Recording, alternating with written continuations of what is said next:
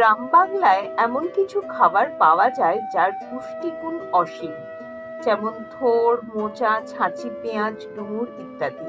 এই তীব্র গরমে লু থেকে বাঁচতে ও শরীর ঠান্ডা রাখতে আমরা প্রচুর পরিমাণে পেঁয়াজ খেয়ে থাকি। আজ শেয়ার করছি ছোট পেঁয়াজ বা ছাঁচি পেঁয়াজের টক মিষ্টি সবজির রেসিপি, বা যেটাকে বলা হয় শ্যালট কারি।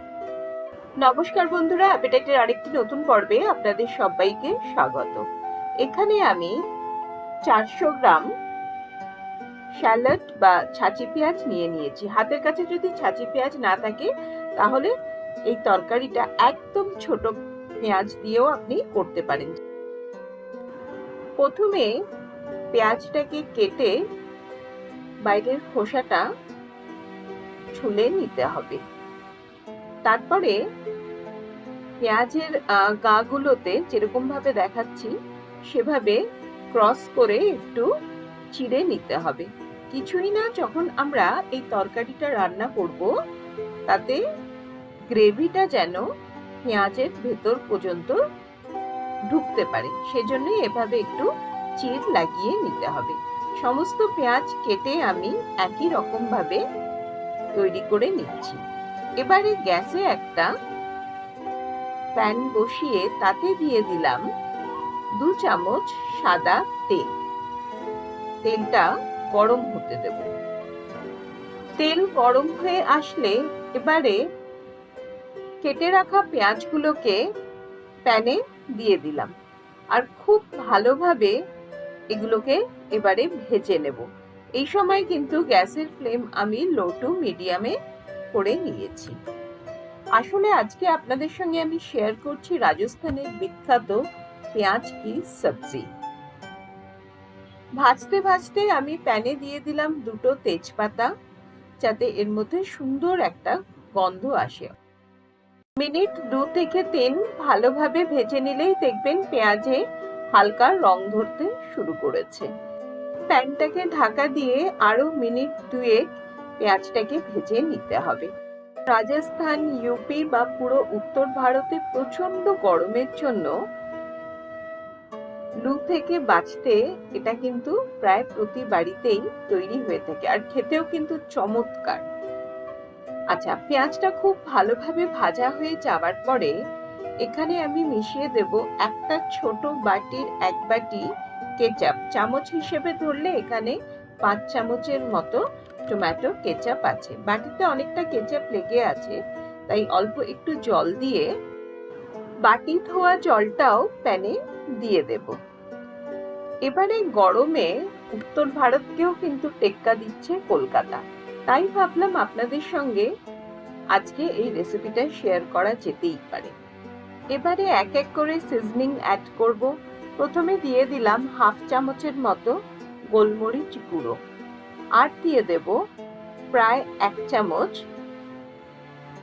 Dry parsley. যদি আপনার কাছে ফ্রেশ পার্সলে থাকে আপনি ফ্রেশ পার্সলেও কুচিও ব্যবহার করতে পারেন। আর দিয়ে দিলাম স্বাদ অনুসারে লবণ।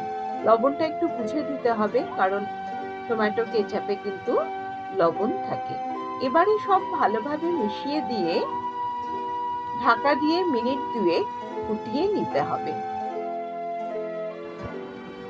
এখন কিন্তু পেঁয়াজ আস্তে আস্তে নরম হতে শুরু করেছে। পেঁয়াজগুলোতে এজন্যই আমি চিড় দিয়ে দিয়েছিলাম, যাতে গ্রেভিটা পুরো পেঁয়াজের প্রত্যেকটা পরতে পরতে ঢুকতে পারে। এবারে এর মধ্যে মিশিয়ে দিলাম 1 মুঠ কিশমিশ, আর মিশিয়ে দেব 4 থেকে 5 চামচের মতো চিনি। আমি 1 বাটি চিনি নিয়েছিলাম, কিন্তু ব্যবহার করেছি অর্ধেকটার মতো চিনি। এবারে ভালোভাবে চিনিটা গ্রেভির সঙ্গে মিশিয়ে দিতে হবে। গ্রেভিতে টক ভাব আনার জন্য এবারে মিশিয়ে দেব 2 চামচ ভিনেগার। আপনি কিন্তু ভিনেগারের পরিবর্তে একটি পাতিলেবুর রসও এর মধ্যে মেশাতে পারেন। গরমে কিছু খেতে ইচ্ছে করছে না, মুখে স্বাদ নেই, তখন কিন্তু আপনি এই টক মিষ্টি চটপটা পেঁয়াজের কারি একবার বানিয়ে দেখতেই পারেন। মুখে স্বাদ ফেরার সঙ্গে সঙ্গে মনও ভরে যাবে। এবারে গ্রেভিতে মিশিয়ে দিলাম বেশ কিছুটা কুচনো ধনেপাতা। ছোট পেঁয়াজ বা ছাঁচি পেঁয়াজে রয়েছে প্রচুর পরিমাণে সালফেট, যা চুলের গোড়া শক্ত হতে সাহায্য করে।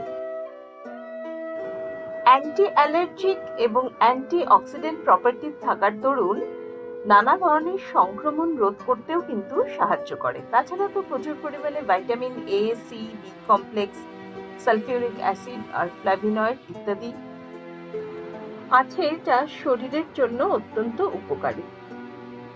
ধনেপাতাটা ভালোভাবে গ্রেভির সঙ্গে মিশিয়ে দিলাম। আমাদের কিন্তু স্যালাড কারি বা ছাঁচি পেঁয়াজের তরকারি প্রায় হয়ে এসেছে।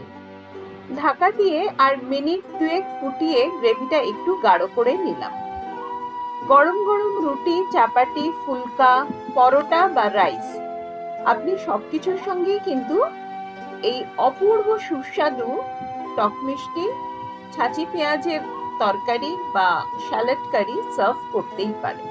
আজকে শেয়ার করা একদম নতুন ধরনের ভিন্ন প্রদেশের রেসিপি আপনার কেমন লাগলো অতি অবশ্যই আমাকে কমেন্ট করে জানাবেন। যদি ভিডিওটিতে কিছু ভালো লেগে থাকে তাহলে বন্ধু বান্ধব বা আত্মীয় স্বজনের মধ্যে অনেক অনেক শেয়ার করবেন। আমার চ্যানেলে নতুন বন্ধু হলে চ্যানেলটিকে সাবস্ক্রাইব করে নেবেন, যাতে যখনই আমি নতুনত্বে আর অভিনবত্বে ভরা রান্নার ভিডিওগুলো আপলোড করব আপনাদের কাছে নোটিফিকেশন পৌঁছে যাবে।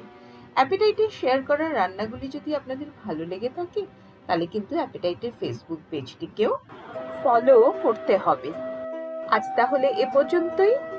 ভালো রাঁধুন, ভালোবেসে রাঁধুন। ধন্যবাদ।